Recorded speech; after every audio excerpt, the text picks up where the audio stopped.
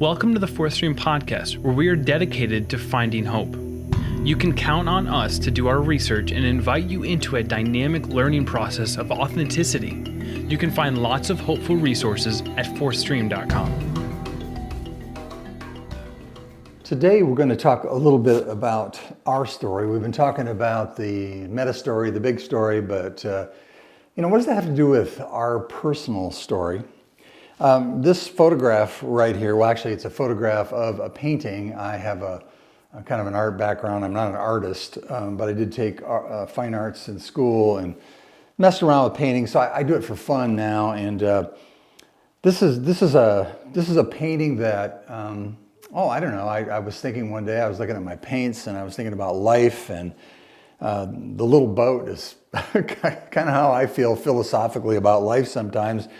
And then just the whole panorama there of the background, the backdrop that you're looking at here is, it reminds me of C.S. Lewis's character Aslan, where it talks about further up and further in. So it's the whole idea of the journey and the journey that we're experiencing as we go through life. And as that happens, the whole idea of my story mattering has been a really huge help to me as I've encountered the intersection of science and of philosophy and faith in my own life. So I'm going to talk about that a little bit today, about the fact that our story does matter.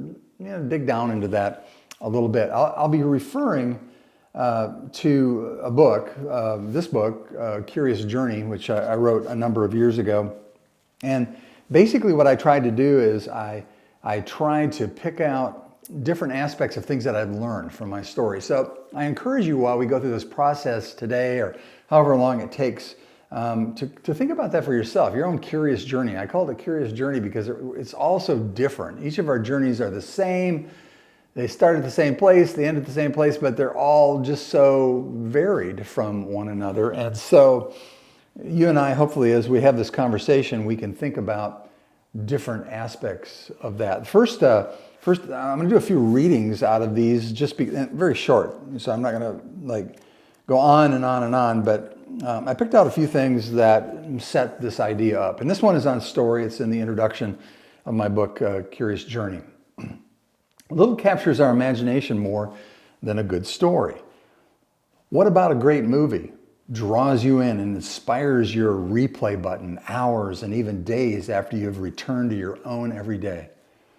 The classics endure because they're able to cross-culturally ignite minds over multiple generations.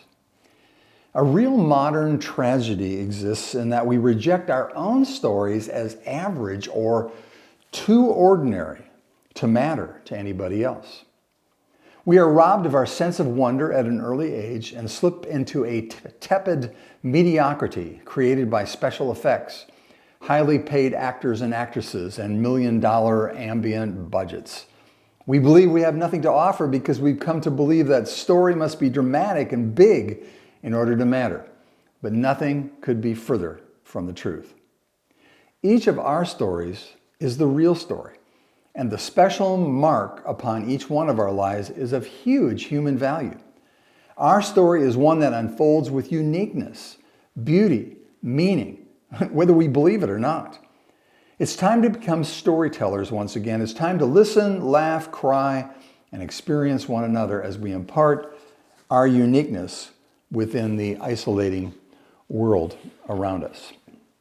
So in our journey here, if you've been kind of keeping track of this is a series of podcasts. Who knows how I'll organize them when I finally lay them out there, although you can find them, obviously, Apple Podcasts right now. But we've considered turbulence and imperfection as square one for our worldview, for our lives, and how we seem to be born into a world at war and we experience turbulence. Second of all, we weighed issues regarding our search for authenticity. What makes life authentic? What makes truth authentic? What makes us as people authentic? And you can just carry that out into culture and all the different things that we experience as human beings.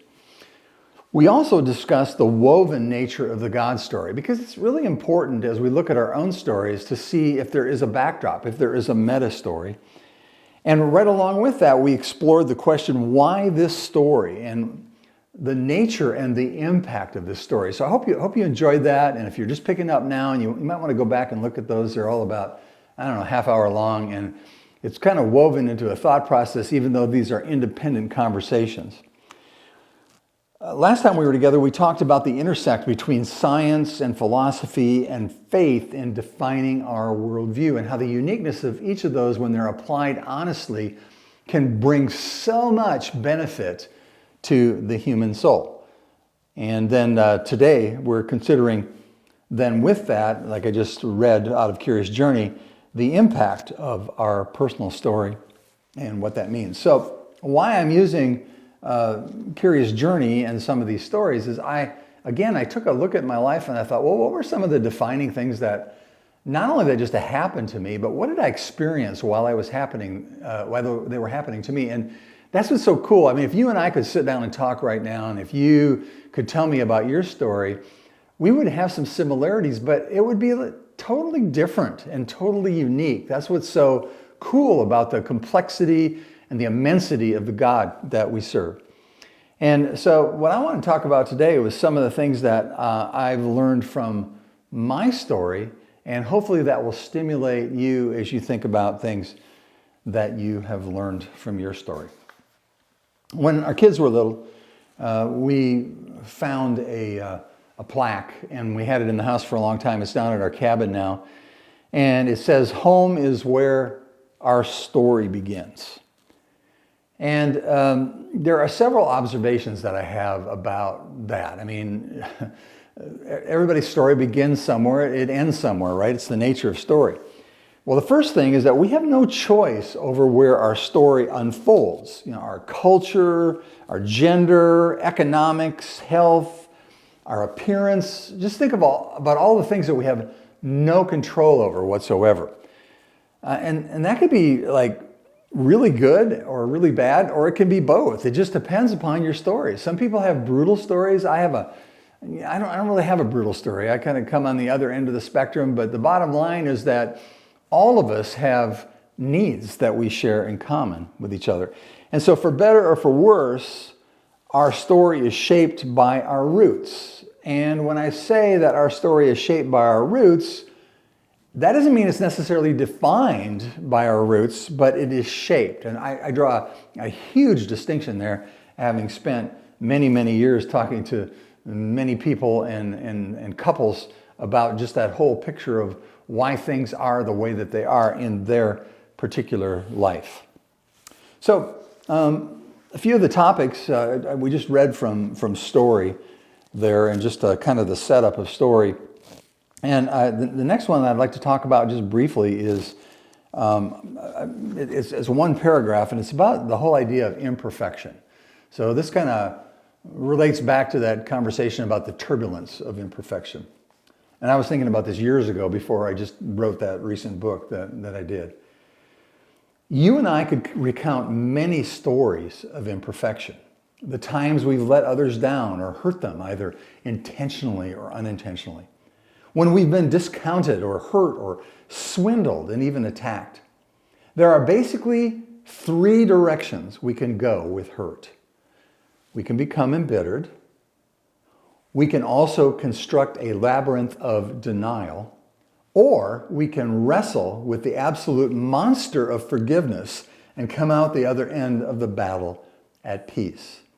Peace in the knowledge that justice belongs to God, and getting even is a trap, and that imperfection is not unique to my life alone. It is a sad part of the fallen world in which we live.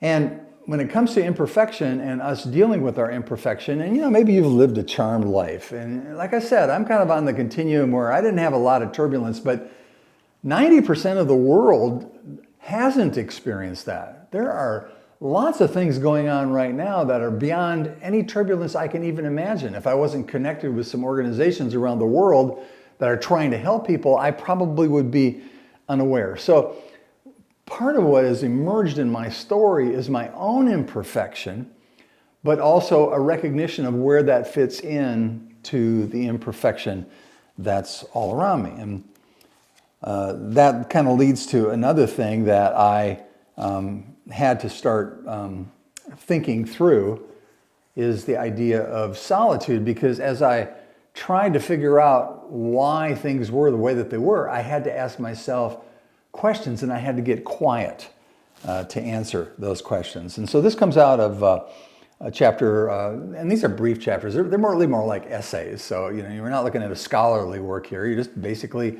looking at somebody telling their story, but hopefully in a way that might be helpful to you. This is from the chapter on solitude. People make the world go round. There's little doubt about it. However, solitude makes me good for others. Sameness ensures I will trivialize the value of my human network of relationships. To not speak or hear another human voice for a few hours can expose hidden parts of my soul. And cutting through the clutter of the noise of the high-tech rich human experience can amplify reflection. To listen to a distant thunderstorm build and arrive, for instance, and then rumble into the distance as it passes can add urgency to my willingness to experience deeper personal engagement. So you kind of get the picture here. I'm looking at different aspects of things that I've not just learned, but things that I've experienced, and they've formulated into my particular philosophy of life, which is kind of what the whole series here is about, different aspects about that. I'd also like to if you'd indulge me for a minute. There's an interesting concept. It's a woven thread through the Bible, and it's called giving shelter. And there's a lot of things you could say about that, but this was helpful to me. And so this is from page 51 of Curious Journey in the chapter or the essay on shelter. A number of years ago, we helped start a ranch for at-risk kids. Each week of the summer, we would pick up about 75 campers in the city. We'd spend 5 days together with our special team of counselors, and then we would deposit the kids back to the care of their parent or guardian. In that first year, I had a lot of contact with the children, and there was a little 8-year-old who spent all of his time collecting treasure. A neat rock, a discarded fishing lure, a shiny something dug out of the dirt. And as he collected, Jimmy put his treasures into a safe place. For a lot of these kids, just being safe was a huge deal. Jimmy had very few clothes and a small bag of possessions he had brought with him to the ranch. And I happened to sit next to Jimmy on the school bus as we made the 1-hour trek back to town. As things quieted down, he began to lay his treasures onto his lap, along with his art project that he was bringing home. I reached over and I patted his head like I would have done with one of my own boys. And he leaned in toward my touch. And slowly he looked down on the treasures in his lap, and he carefully selected a shiny piece of metal. He looked up and he held it out for me to take. This little boy was telling me that he noticed that he was being sheltered. And in his own language, he gave me one of the most meaningful gifts that I've ever received in my life. This is the way I see it. The gift of life was planted in me not by blood nor by the choice of man, but by God. I'm given a certain number of days for the stewardship of my life. Men and women of peace, like it talks about in Luke 10, are those who design and live their lives to provide shelter so that the birds of the air may nest in safety. This is my aspiration, to provide shelter for others. So these essays for me, and you have your own essays because they're your thought processes. Maybe you don't write them down, but maybe you tell these stories. Or maybe at night when you're going to sleep, a guy like Jimmy, little Jimmy comes to mind, who's by now a grown man. And who knows? I mean, the last thing I did when he walked off the bus, I said, God, please shelter that little boy, which is a prayer I've used over and over again during my experiences. And in that context, I asked a question because of the imperfection of life, here's the question. How do we escape our demons? And yeah, maybe you think that's a harsh word, but these are the things that chase us around. Call them what you want. I call them our personal demons. For instance, healing brokenness. If we are broken in different ways, which many of us are, how do we escape that brokenness? Some people carry brokenness with them till the day that they die.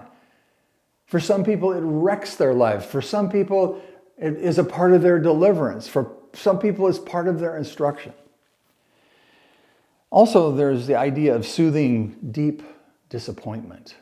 Think about inside of your heart right now. What is it that that's disappointed you? Maybe you've got that situation you think of back in school, or maybe it's something that happened between you and a friend. But when you have those deep disappointments and there's no way of reversing the impact of them, what do? And so that whole idea of soothing deep disappointment, what's my approach to experiencing that? The third thing that comes to mind about escaping our demons is overcoming personal shortcomings and failures. Think about the things that go on in personal conversations that we have with ourselves. And they start when you're very young, and I still have them today. Sometimes I almost feel schizophrenic. I feel like I've got this voice going on inside of me, or voices, and the voice that is coming out of my mouth. And I watch those things, and I look at my personal shortcomings and failures, and I'm always casting the next situation based upon that backdrop. And a lot of them I've overcome, but some of them, you kind of carry with you all the way through your life. And finally, when it comes to escaping our demons, how do we manage our fears and our insecurities? I think for a lot of people, this is a matter of pretending like we don't have them. But you know as well as I do that fear lurks on the edges. And even if you're an older person listening to me right now, you know that there are fears that follow us through life, and they result in insecurity. So all of those things in this context of story, these are the things that emerge in our personal stories. And some things we have control over, some things we don't have control over.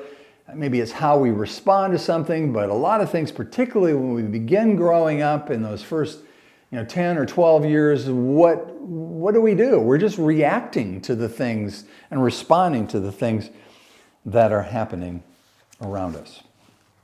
We had a conversation, a more in-depth conversation about authenticity, and I just want to read a paragraph here out of this chapter on page 23, or this essay on page 23, because authenticity really fits in this conversation about story, because I feel like I'm looking for authenticity in people and in principles and in experiences as I go through life.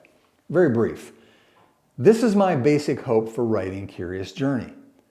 The gospel, or the kingdom gospel, is incarnational. That means it happens inside of life. It's personal. It's alive. It's all about Jesus invading our personal stories and drawing them into line with the big, never-ending story, like we've talked about with the God story. Because we are active me consumers and often isolated relationally, we like to think that we are living big. Now, this is really important, but we are actually upside down. We think that by finding ourselves, we are winning. We may be occupied, but we are increasingly isolated. When and how do we know when we are truly alive? And I think that's a big part of living an authentic life. Now, I'm trying to take that bigger principle that we talked about authenticity, and I'm trying to bring it right down into my personal everyday experience that I'm having. So, story is where we have our launch meaning. A couple things come to mind related to this. First of all, circumstances. We've talked about that. Maybe you grew up with a special needs sibling, or maybe you were poor, or maybe you were rich, or whatever. There are circumstances that are a part of our launch. Second of all, experiences. Some of them are chosen, some of them are not chosen. You've got the emotional aspect of life, gentle and severe. Some of the kinder, gentler emotions, and some of the ones that you'll never forget, probably for the rest of your life. We also have launch meaning in our values, and some of those are imputed to us and adapted, and some of them we choose, and some of them develop into our own convictions. All of these are part of our launch meaning. We have personal vision, good and evil. Where can I make a difference? What kind of person am I choosing to be? And then finally, the ability to hope and dream is a part of our launch meaning, because if you come from a family of dreamers, that can help you with your resolve and your imagination, strength and courage. And if you're not dreamers, it just looks a different way. One's not better than the other. They just look different when it comes to our launch meaning. In all of this, the idea of forgiveness has been a huge tool to me. I'm putting up a picture here of Jesus. And these are the religious leaders that are kind of in the background, and you've got the woman who is caught in adultery. I'm not sure that she had this many clothes on. This artist from history, antiquity, might be being kind here. Bottom line is that Jesus is writing in the dirt. And as he writes in the dirt, we don't know what he writes, but apparently these guys can see it, or something's going on in their consciences, and they file out one by one, the oldest to the youngest. What's the deal with that? And he looks at the woman and he says, "Where are your accusers?" after they all leave. Because he said, "He who is without sin, let him cast the first stone." And she said, "Nowhere, no one, Lord." And he said, "Neither do I condemn you. Go and sin no more." If you're looking for a way of summarizing who Jesus was, this is it. And I'd like to read this from page 93 from Curious Journey. "Above all, dear friends, remember God is incredibly gracious, and those of us who realize we have been forgiven much are going to love much. Our human problem is not solved by a change of environment or even the best self-reformation, and certainly not by mere human governance. Freedom grows as we understand who God is and how his heart and his mind work. A grateful person in touch with his or her shortcomings and who knows deeply the forgiveness of God will find a capacity to love and to be loved, which is truly supernatural." There are markers in our stories which reveal our defining process. Disappointments shape us, our fears, our frustrations, our perceptions. Our memories fuel us. Over in my office, next to my office, I got a picture that we bought after our son had open heart surgery when he was very young, and there was an artist that had paintings up all around the hospital, and we bought one, and it's a family of laughing lions, and it just struck us, and I'll probably have it with me till the day that I die, because it's a memory that fuels me about God's deliverance and about God's kindness. There are also markers that relate to encouragements that overcome belittling, and it's like kind words and personal interest and reinforcement. Think about the times that people have come up to you and said something good and something positive and something helpful to your soul. And another marker is troubles and tragedies and hurts that weigh on us. And all of those things are a part of each one of our own curious journeys woven into your story. And like I said, I think at the beginning of this, there's nobody like you. There's only one you, only one story. In my hunting gear, I keep an old brass compass that my grandfather carried long before I was born. In northern Wisconsin, we hunt large sections of land used for paper pulp production, and there's mile after mile of sameness. Without taking frequent compass readings, you can literally get turned around, especially if the sun is obscured by clouds. With 100 steps, you can make a turn that will cost you hours to find your way back to a main road. You can walk in circles despite your intention to find a straight path. This is why men and women need a spiritual compass. when we have connected with God with a pure, motivated heart that wishes to encounter Him and hear His voice, the want to is resolved in our compass. Just a couple things in conclusion about story within an authentic faith view. First of all, you matter. There has been, or ever will be only one of you. You can count on that being true. Your story matters. And our connection to the story is something greater than we have a tendency to give credit for. Also, your story is significant to God. Your story is woven into this bigger story that we've been talking about. And asking the question, what is God's scope? How massive is He? How able is He in the area of story? Can He really keep track of every story of every human who has ever lived? And my answer to that question has to be yes, or He's not God, right? And finally, how do we escape our demons? Like we were just talking about within our authentic faith approach to life. If you enter Curious Journey in the search at Fourthstream.com, you will find an audio post for each of the 26 story essays from my book, Curious Journey. A little bit of help. It can serve as a tool for your own meditation or for your conversation with others. I'd like to close with this passage about worth, about human value, which is what we're talking about here in story. Jesus said this in Luke chapter 12, "Are not 5 sparrows sold for 2 cents? Yet not one of them is forgotten before God. Indeed, the very hairs of your head are all numbered. Don't fear, you are more valuable than many sparrows." That just really connects with my heart. It connects with who I think God is, the big story, why my story is significant. And that's why I can go into my life every day and go, this isn't about being famous. This isn't about being noticed by other people. If you get all that, great. Does it really get you anywhere? How many people are still alive who knew Abraham Lincoln face to face? No one. But the reality is that we have been so blessed to be included in the story of God. And that's what Curious Journey was a conversation about, or is a conversation about. You matter. Your story matters. God sees you.